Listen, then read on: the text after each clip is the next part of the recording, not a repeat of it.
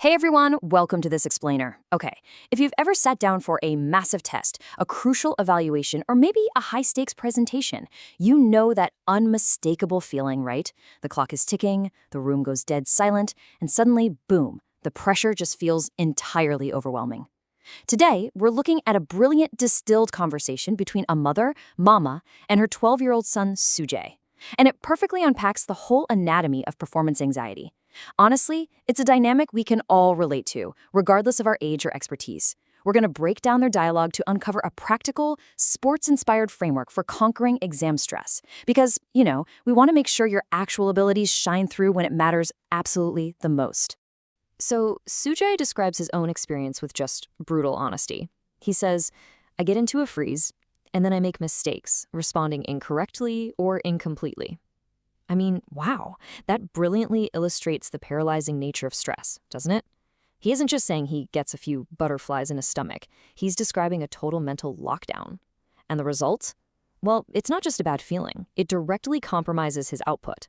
He starts making errors, not because he doesn't know the material, but because the stress is actively blocking his ability to retrieve and articulate that knowledge. It's a classic scenario, really. The pressure of the moment forces a total misfire in execution. Now, the absolutely crucial point here is how we frame this experience. Mama offers a really profound piece of wisdom. She doesn't tell Sujay to just, stop being stressed or pretend the pressure doesn't exist. Instead, she defines exam stress as a completely common experience. The baseline of tension, that's just a given. It's going to be there. The critical factor, actually the only variable we have any control over, is how we choose to respond to that tension. This totally changes the whole paradigm. Think about it. Your goal isn't to eliminate the stress of an exam or a high-stakes moment. Your goal is to manage your response to it. You just need to keep it from pushing you into that freeze state Sujay just described. To really help Sujay understand this, Mama introduces a massive shift in perspective. And honestly, this is where it gets really fun. I want you to think about World Cup football. Just picture the environment for a second. Huge pressure, an entire stadium literally roaring, millions watching on television, and the weight of an entire nation's expectations resting right on the players' shoulders. Those players desperately want to do well, just like a student in an exam hall. So Mama poses this brilliant question. With all that noise and pressure, why do you think they don't just completely mess up? Like, how do elite athletes handle massive expectations without just freezing on the spot? Well, Sujay's immediate assumption is that professional athletes are simply used to it, but Mama quickly dispels that myth. There is no such thing as just being used to that level of intense pressure. Instead, she reveals a simple, two-pronged strategy that professionals actually rely on to survive the spotlight. First, they prepare intensely. The foundation, the hard work, it absolutely has to be there. And second, they focus on the game only. That is literally it. They aren't superhuman beings completely devoid of anxiety. They just have a relentlessly strict mental diet during the performance. They don't focus on the crowd, the stakes, or the consequences of losing. They focus entirely on the mechanics of the game right in front of them. Now, Sujay points out that he does prepare intensely. He works hard, and Mama acknowledges this. The problem here isn't a lack of effort. The problem is our own internal saboteur. We feed ourselves all these useless thoughts, things like the paper will be difficult, or others will do well, or the classic, what if I mess up? Mama labels these exactly for what they are. You are just scaring yourself. By entertaining these thoughts, you actively negate your own ability to deliver the best result. The reality is, the hard work is done and the ability is totally there. But those useless thoughts, they act as a massive roadblock between your preparation and your execution. So Sujay understandably asks, but what else can I think? And Mama translates this whole sports psychology concept into a concrete 4-step routine for the exam hall. Step 1, think nothing. Just clear the mental clutter entirely. Step 2, be in the moment. You aren't in the greeting room, you aren't at home showing your parents your score, you are right here, right now.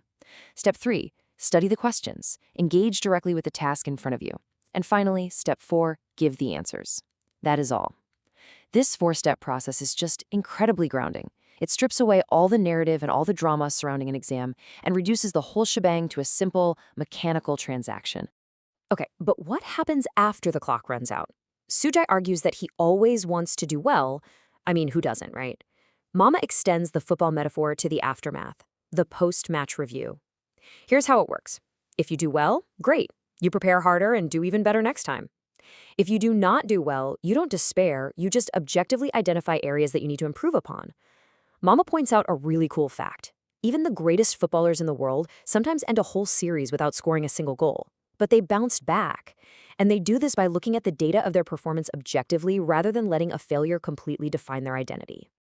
After laying out this absolute masterclass in performance psychology, there's a wonderful, empathetic twist. Mama admits, by the way, I too used to get horribly stressed out during exams. Sujay jokingly calls her cruel for holding onto this secret, but it serves such a vital purpose. It normalizes the struggle. This brilliantly illustrates that maintaining focus and conquering stress isn't some innate magical trait you're either born with or without. It is a learned skill. Mama understands her son's anxiety completely because, well, she lived it, and she's passing down the exact mental framework she had to learn to overcome her own freezes. So, as we wrap up this explainer today, I want to leave you with a final provocative thought. What useless thoughts will you leave outside the stadium today? Because whether your stadium is an actual exam hall, a boardroom, or a stage, the mechanics of stress remain exactly the same. The hard work is already done. The ability is already inside you. The only thing standing in your way is how you choose to respond to the tension. The next time you feel the pressure mounting and that freeze setting in, just remember this framework. Focus only on the game, study the questions, give the answers, and just leave all that extra noise outside.